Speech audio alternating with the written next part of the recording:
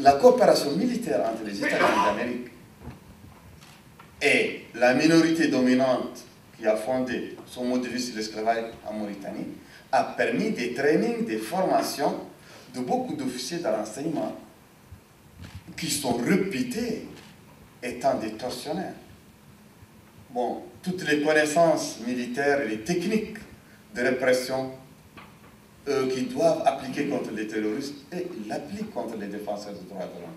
Actuellement, il y a des défenseurs des droits de l'homme qui croupissent dans les prisons, dans les geôles, dans les bagnes en Mauritanie, alors que les différents rapporteurs spéciaux, toutes les organisations, et même des États, même l'Union européenne a dénoncé l'arrestation, l'emprisonnement de ces personnes. Le fait d'avoir montré du doigt certains personnages permet au monde de commencer à évoluer, de commencer à bouger. C'est indéniable. La conscientisation est importante. Je crois qu'il faut aussi acculer les dirigeants, cette malgouvernance, acculer ceux-là à ne plus avoir les moyens, à, en fait, quelque part, fermer le robinet pour qu'ils ne puissent pas profiter justement de cette manne. Il faut arrêter la manière dont on finance, même indirectement, des potentats, des dictateurs, comme Aziz. Il faut que ça s'arrête. Donc pour nous, c'est très clair. Il faut absolument que les choses soient avec Aziz, pour nous, au niveau de la Commission et au niveau de tous les pouvoirs européens, mise au net. Monsieur, vous n'êtes pas capable d'aider votre pays, vous n'êtes pas capable de gouverner, vous êtes un petit dictateur, un petit gangster, dégagez. Et par la main, au niveau des esclaves, nous allons faire en sorte qu'ils soient libérés, comme le disait Biram. Il y a un siècle et demi, tout le monde est en train de dire on a aboli l'esclavagisme, on a aboli... Mais ça continue. Est-ce que la population belge, la population européenne est encore consciente de ce qu'en Mauritanie, les gens naissent et meurent attachés par milliers? Combien de défenseurs des droits humains et de pourfendeurs de l'esclavagisme sont actuellement en prison et depuis combien de temps? On va savoir un peu plus. Merci. Actuellement, il y a 5 défenseurs des droits de l'homme militants anti-esclavagistes en prison, dont 2 de IRA Mauritanie, de notre organisation, et les 3 autres ne sont pas affiliés à aucune organisation, mais ce sont des victimes, en vérité, qui se sont opposées à une violation de leurs droits, au démolissage de leurs demeures d'ailleurs précaires, dans le cas toujours de l'esclavage foncier ou des expropriations foncières régulières que le gouvernement fait au détriment des populations noires et haratines, surtout au profit des populations arabo-berbères ou de l'agrobusiness arabe, pakistanais ou iranien. Ils sont en prison depuis juin 2016. Il y a non seulement ceux qui sont détenus dans des conditions qu'on a dénoncées dans nos recours, je crois que ça c'est important, ceux qui sont détenus subissent des traitements inhumains et dégradants. Le seul exemple qu'on pourrait donner, c'est la distance entre leurs familles, parce que ça, on n'insiste pas assez sur la possibilité. La Mauritanie est un énorme pays. La distance entre leur lieu de détention et leur famille, c'est déjà une chose importante à souligner. Alors, le nombre de détenus, on vous l'a dit, mais le nombre de personnes qui sont pressées, qui sont menacées, qui sont intimidées, pour lesquelles il y a des menaces qui n'osent plus, est impressionnant depuis l'année 2016, d'après ce que Biram et son organisation nous disent. Ce qu'on a dénoncé à la rapporteuse, c'est qu'il y a une pression sur ceux qui veulent relever la tête.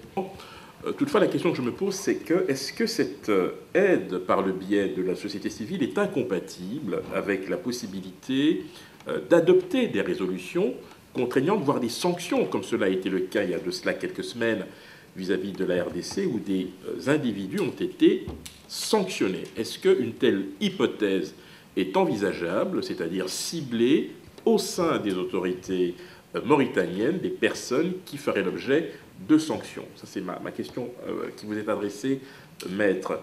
Je voudrais vous poser une question, monsieur Biram. Est-ce que vous avez envisagé, dans le cadre de votre plaidoyer extrêmement courageux, de vous rapprocher de l'opposition mauritanienne, si tant est qu'elle soit suffisamment structurée, pour précisément amplifier le message que vous délivrez depuis plusieurs années maintenant? Notre démarche dans la lutte contre l'esclavage est une démarche inclusive qui veut inclure toutes les populations, même les populations qui continuent à prospérer sur la pratique de l'esclavage. À l'appliquer, les populations continuent à détenir des esclaves. Notre approche n'est pas une approche vindicative, elle n'est pas une approche belliqueuse, elle n'a rien de violent, elle ne peut pas l'être, parce que pour nous, la réussite, c'est d'amener ceux qui sont aux antipodes de nos idées, donc ceux qui sont esclavagistes, de père en fils, de revenir à la raison, de revenir au droit international, de revenir à la Déclaration universelle des droits de l'homme, celle à laquelle la Mauritanie a adhéré en tant qu'État indépendant. Bon, c'est vrai qu'avant nous, il y avait beaucoup de partis, beaucoup d'organisations, et l'esclavage était cité parfois, mais il n'était jamais mis dans le centre des activités. Mais étant donné qu'en Mauritanie, il y a 20% de la population mauritanienne qui sont toujours des esclaves, donc ce sont des personnes possédées qui sont nées propriété d'autres personnes et sur lesquelles s'exercent tous les attributs de la propriété privée.